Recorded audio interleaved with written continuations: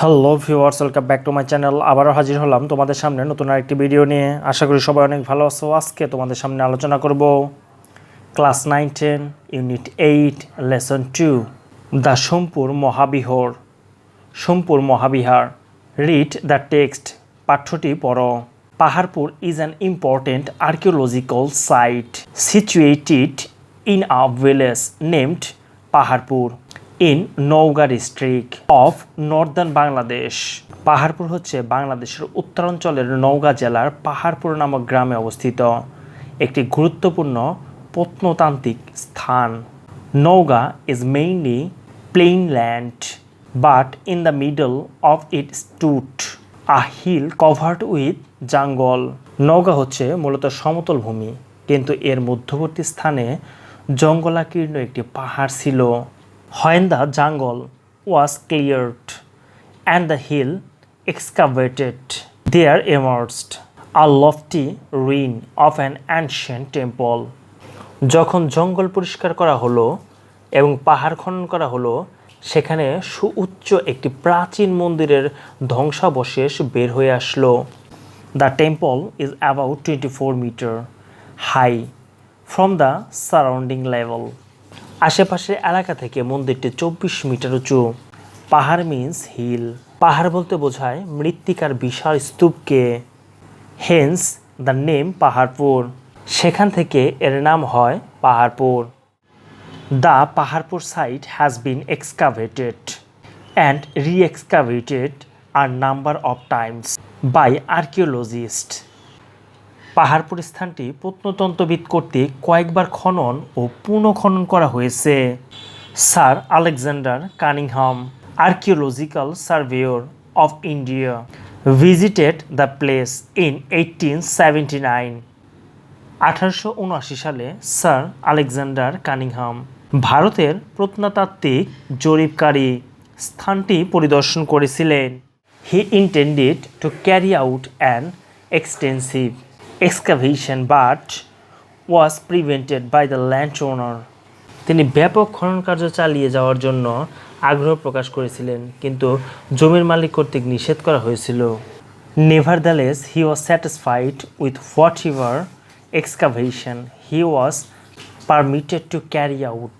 তথাপিও যতটুকু খনন কার্য চালিয়ে যাওয়ার জন্য তাকে অনুমতি দেওয়া হয়েছিল তা নিয়ে তিনি সন্তুষ্ট ছিলেন।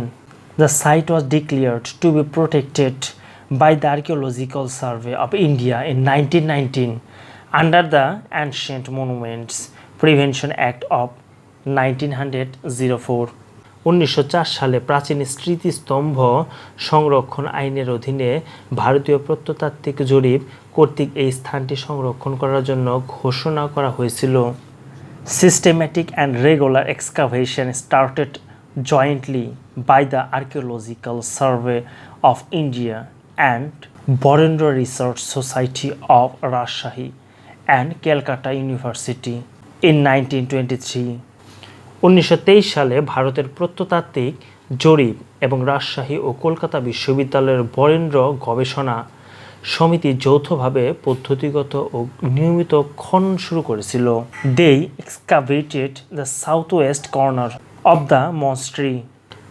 তারা মাঠের দক্ষিণ পশ্চিম কোণ খনন করেছিল। Next in 1925-26 historian and archaeologist R.D. Banerjee excavated the northern part of the central mount. পরবর্তী সময় 1925 থেকে 26 সালে ইতিহাস ও প্রত্নতত্ত্ববিদ R.D. ব্যানার্জি কেন্দ্রীয় ঢিবির উত্তর অংশ খনন করেছিল। From 1926-27 onward, excavation was carried out under the supervision of K.N. Dikshit. 1926 থেকে 27 সালের পরবর্তী খননকে এন দীক্ষিতের তত্ত্বাবধানে চালিয়ে যাওয়া হয়েছিল। The Department of Archaeology of Bangladesh brought the site under further excavation after independence. Bangladesh প্রত্নতত্ত্ব অধিদপ্তর স্বাধীনতার পর স্থানটি আবার খননের অধীনে এসেছিল। The operations took place in 2 phases. কাজগুলো 2 ধাপে হয়েছিল। The first phase was initiated in 1981 to 1982 and continued till 1984 to 1985. প্রথম ধাপটি শুরু হয়েছিল 1981 থেকে 82 সালে এবং 1984 থেকে 1985 সাল পর্যন্ত চালিয়ে যাওয়া হয়েছিল।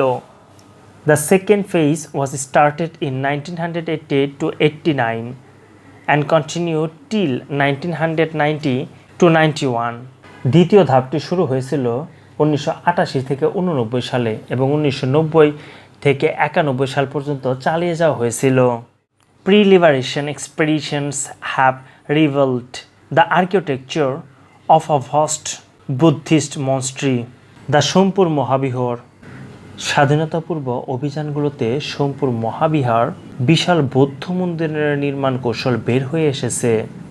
It is the dominated by the central shrine, attracting immediate attention by its lofty height and unusual architectural design.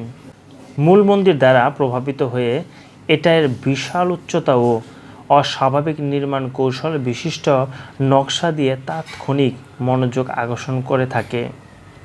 Somapura মহাবিহারা was one of the most famous Buddhist institutions for monks of ancient Bengal and Southern Asia.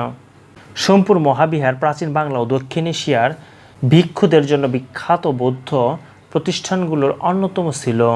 The excavated complex at Paharpur has been identified as Somapura Mahavihara, built by the second Pala king Dharmapala 1781 to 1821 AD.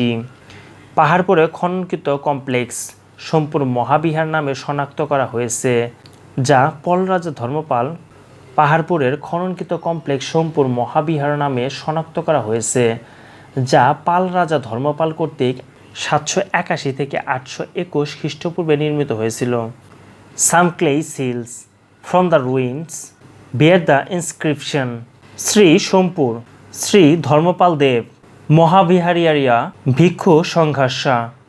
ধ্বংসস্তূপ থেকে নেওয়া কাদার মোহর শ্রী সোমাপুর শ্রী ধর্মপাল দেব মহাবিহার ভিক্ষু সংঘ বহন করে।